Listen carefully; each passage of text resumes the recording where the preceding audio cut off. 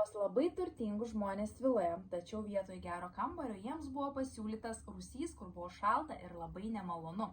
Tačiau vienas iš angelų užtaisė pamatytą skylę sienoje. Jaunasis angelas pasipiktino, kodėl tu padarei gerą darbą, kai mums tai pažemino ir davė pačią prasčiausią vietą nakvyniai.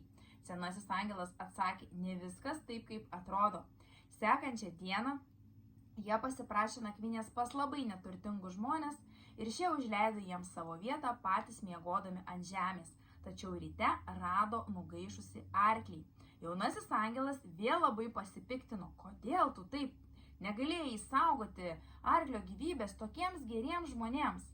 Ir vyresnysis angelas vėlgi atsakė, ne viskas taip, kaip atrodo, ir papasakojo, ką tai reiškia. Turtingųjų žmonių skylėje aš pamačiau aukso, todėl užmūrijau ją, kad jie jo nerastų, o neturtingų žmonių namuose naktį buvo atėjusi giltinė ir prašė moters gyvybės, tačiau aš įkalbėjau ją pasiimti arklio. Taipgi ir tavo gyvenime yra ne viskas taip, kaip atrodo.